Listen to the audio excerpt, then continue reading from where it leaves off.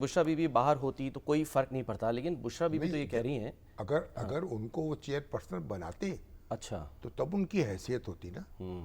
और उनकी जो खातून थी, खातून अव्वल मोहतरमा नुसरत भुट्टो, वो तो पार्टी में एक्टिव रही थी।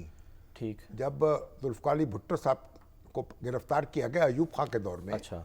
उस वक्त भी उन्होंने पार्टी की जो कायम मुकाम चेयरमैन थी वो बेगम नुसरत भुट्टो बनी थी। तो बेगम नुसरत भुट्टो अपनी पार्टी के अंदर एक्टिव थी और उनको उन्होंने ओहदा सौंप दिया और उन्होंने फिर क़यादत की। बल्कि ये बड़ा हुआ लतीफ़ा ये था कि जब भुट्टो साहब पकड़े गए फील्ड मार्शल अयूब खां के दौर में, तो उस वक़्त फिर एयर मार्शल असगर खान ने भी सियासत में हिस्सा लेने का ऐलान किया। ठीक है। तो उन्होंने, वो भी बड़े बड़े जुलूस थे और जलसे उनके होते थे। तो भुट्टो साहब जब रहा हुए तो उन्होंने कहा मेरी जो गिरफ्तारी थी उससे फ़ायदा उठाकर दो लोग लीडर बन गए, एक तो मेरी बीवी और एक असगर खान। अच्छा।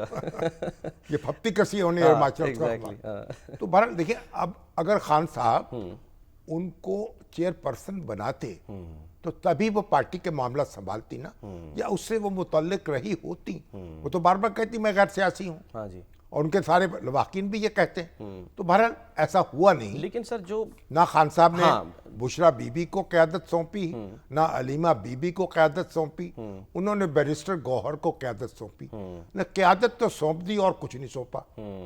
इख्तियार उनके पास नहीं था और ना ही उनके में सलाहियत है ये कि वो इख्तियार अपने पास ले। ऐसा भी होता है ना हाँ जी। कि बाज़ लोग ऐसे होते हैं वो इख्तियार हासिल भी कर लेते हैं, अच्छा तो वो हासिल भी नहीं कर सकते। डिफेक्टो बन जाते वो भी एक बस एक मरंजा मनन शख्सियत है और वकील थे, तो बस उसके बाद को पॉलिटिकल वर्कर पुराने तो नहीं थे सरगर्म।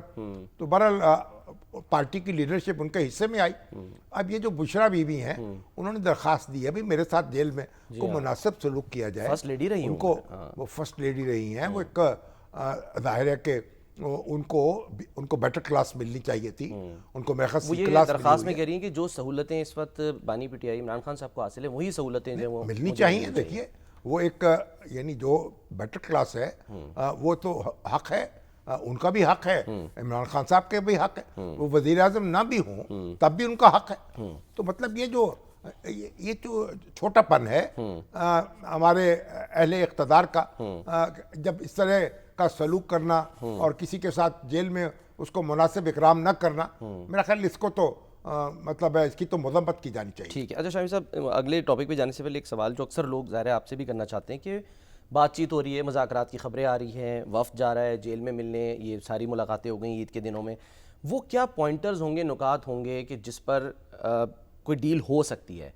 इलेक्शन की कबूलियत, मईशत को नुकसान ना पहुँचाना, क्या ये मेन फैक्टर्स होंगे जिस पर जो है वो यहाँ राज़ी हो सकते हैं तमाम स्टेक होल्डर्स के हाँ जी खान साहब को अब जो है वो बाहर आने दिया जाए? तो स्टेक होल्डर हैं, खान साहब हैं। देखें, खान साहब ये तो वो जानते हैं और ये वो जानते हैं, हम इसमें कोई उनका एजेंडा तो सेट नहीं कर सकते। लेकिन बड़ी बुनियादी बात है, अगर वो नॉर्मल तरीके से बाहर आ जाएं, अपना किरदार अदा शुरू करना करें, एक पार्लिमानी लीडर के तौर पे अपना किरदार अदा करना शुरू करें और उसके बाद अपनी ठीक है अपनी सियासत करें, अपनी इलेक्शन की तैयारी करें नए की। बस यही हो सकता है और क्या हो सकता है। क्योंकि सबसे बड़ा मसला ये आता है ना कि गारंटी कौन देगा खान साहब की? कौन सी? हाँ, ये कि जी वो बाहर आ भी गए और जिन बातों पर उन्होंने इत्तेफाक कर लिया उस पर अमल करेंगे या नहीं करेंगे? नहीं, अब ये तो गारंटी से इस तरह से नहीं होती ना पॉलिटिक्स में। वो तो एतबार करना पड़ता है एक दूसरे के ऊपर। अच्छा। दुनिया में ऐसी कोई जमानतें नहीं, आज तक ऐसी कोई जमानत नहीं दी गई किसी की। अच्छा।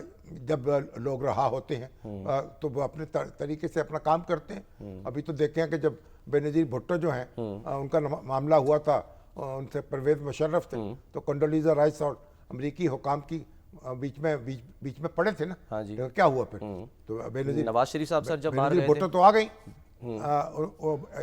परवेज़ मुशर्रफ का ख्याल था कि वो इलेक्शन के बाद आएंगी और उनकी पूरी कोशिश थी, लेकिन वो इलेक्शन से पहले आ गई। बिल्कुल। तो इसलिए ये तो सियासत में इस तरह की गारंटीज ना कोई दी जाती हैं, इसमें ना नवाज ली जाती शरीफ हैं। साहब जब गए थे तो वो मुआहदा करके और फिर उस वक्त आ गया कि जी शहजादा मुकरिन साहब जो हैं वो आ गए थे। नहीं, वो साद एक हरीरी मामला साहब। और है। हाँ। अब वो तो वहाँ से चले गए, फिर बैरून मुल्क मुकीम थे। तो यहाँ को इस तरह की जमानतें ना तवक्को रखनी चाहिए, ना कोई देगा ना कोई लेगा। हौसला करना पड़ता है और एतमाद करना पड़ता है एक दूसरे पर। और खास साहब का भी जाहिर अपने मफाद का तकाजा है तो एक नॉर्मल पॉलिटिकल प्रोसेस जो है उसमें अपने शिरकत करें और हमारे पाकिस्तान के मफाद का भी तकाजा है कि इसमें जो हलचल मची हुई है उसमें ठहराव आए।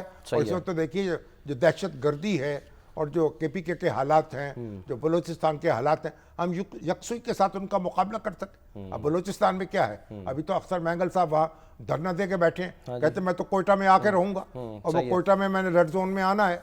उनको कह रहे आप ना आइए जनाब, यहाँ ये भी तो है ना एहतजाज, हमारे यहाँ हर शख्स कहता है कि मैं अपनी शराइत पर एहतजाज करूंगा। पूरी दुनिया में तो ऐसा नहीं होता, एहतजाज के भी तरीके होते हैं। अभी पिछले दिनों हमने देखा सर, एहतजाज के तौर पे एक सेनेटर ने वो 25 घंटे की तकरीर कर दी, वो भी तो एहतजाज ही था एक तरह का। नहीं, वो तो देखे ना, हाउस में तकरीर की। जैसे यहाँ पाकिस्तान में वकील नहीं है, 2-2 हफ्ते मुकदमा लड़ते रहते हैं सुप्रीम कोर्ट में और हाई कोर्ट में, तो उन्होंने 25 घंटे तकरीर की है। सही है। तो हमारे यहाँ सुनते थे कि मौलाना अताउल्लाह शाह बुखारी जो है सारी रात तकरीर करते रहे, तो वो 25 घंटे का रिकॉर्ड तो उन्होंने कायम किया। लेकिन बहरहाल वो हाउस में बोले हैं ना, आप बोलते रहे, बोलते चले गए, और जाहिर है कि आपस तो नहीं बोल सकते, उनको भी दाद देनी चाहिए। सही। तो बहरहाल